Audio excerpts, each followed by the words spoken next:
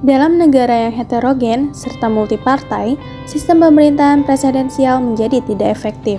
Hal ini disebabkan oleh polarisasi masyarakat di parlemen yang menjadikannya fleksibel dan mudah berubah. Metode ini sangat bertentangan dengan konsep otoritas eksekutif dalam pemerintahan presidensial yang kaku, dengan masa jabatan tetap dan presiden yang tidak dapat dicopot oleh legislatif. Masyarakat akan merasa kecewa karena harus menunggu hingga masa jabatan presiden berakhir untuk memilih kembali dalam pemilihan umum. Pemilihan umum diadakan 2 kali dalam pemerintahan presidensial, 1 untuk legislatif dan 1 untuk presiden.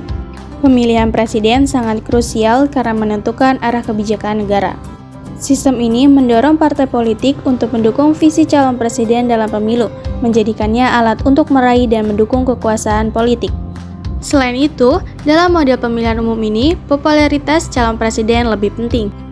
Partai politik di Indonesia jelas memiliki banyak kelemahan, terutama dalam membangun kapasitas dan integritas kelembagaan.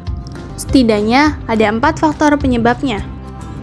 Pertama, tidak ada sistem yang komprehensif dan terstruktur untuk merekrut anggota dan pimpinan partai, khususnya di tingkat bawah. Kedua, tidak ada aturan yang jelas mengenai bagaimana anggota baru dapat bergabung dengan struktur.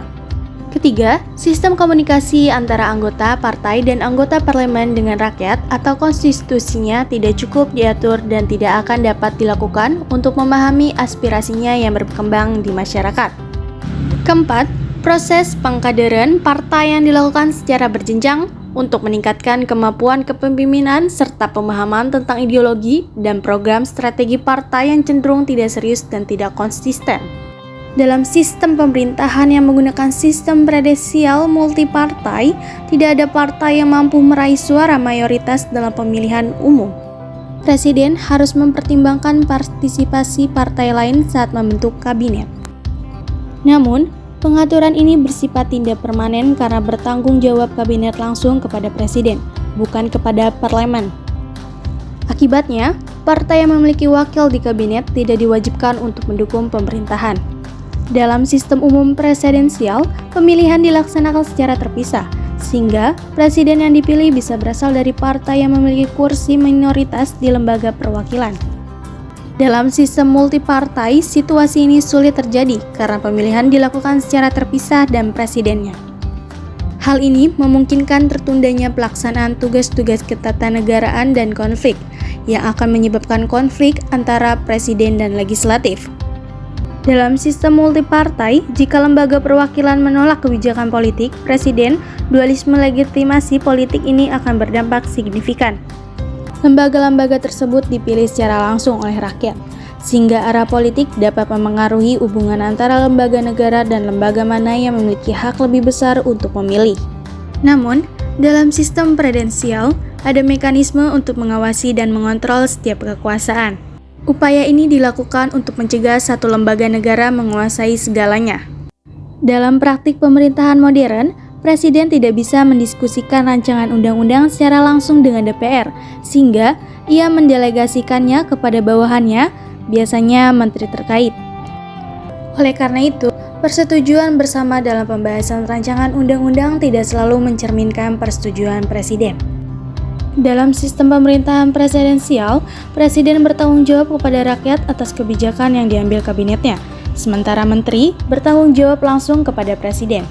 Persetujuan pemerintah terhadap rancangan undang-undang harus diperoleh sebelum diundangkan.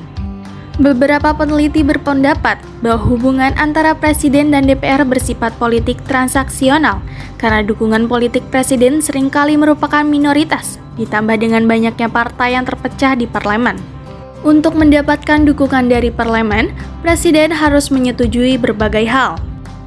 Karena menyangkut kepentingan yang luas, produk legislasi yang dihasilkan antara presiden dan DPR seringkali dianggap memiliki kelemahan yang signifikan, yang terlihat dari banyaknya gugatan judicial review terhadap undang-undang yang disahkan ke Mahkamah Konstitusi. Undang-undang tersebut mencerminkan kehendak politik DPR dan pemerintahan, sehingga masuknya kepentingan politik dalam proses tersebut adalah hal yang wajar. Namun, hal ini tidak seharusnya sampai menjadi undang-undang hanya untuk kepentingan politik. Indonesia menggunakan sistem multipartai dan pemilihan umum perwakilan proporsional. Kondisi ini menyulitkan tercapainya suara mayoritas di parlemen dan pembentukan pemerintahan mayoritas. Akibatnya, partai-partai yang bersatu mulai muncul di Indonesia saat ini dalam kerangka sistem multipartai. Sistem kepartaian yang memiliki banyak partai harus segera diubah menjadi sistem multipartai sederhana, terutama yang berkaitan dengan jumlah partai di parlemen. Perubahan institusional ini diperlukan untuk mengurangi dampak dari hubungan partai multipartai di sistem presidensial. Situasi ini berpotensi menyebabkan kebuntuan antara Presiden dan DPR yang bisa berakhir pada krisis politik. Oleh karena itu, disarankan agar Undang-Undang Dasar 1945 yang telah mengalami perubahan untuk memperkuat sistem pemerintahan presidensial murni perlu diamandemen lagi untuk mendukung sistem kepartaian multipartai. Peraturan perundang-undangan harus diubah untuk membatasi jumlah partai politik dengan memperketat persyaratan untuk mendirikan partai politik dan memperketat seleksi peserta pemilihan umum.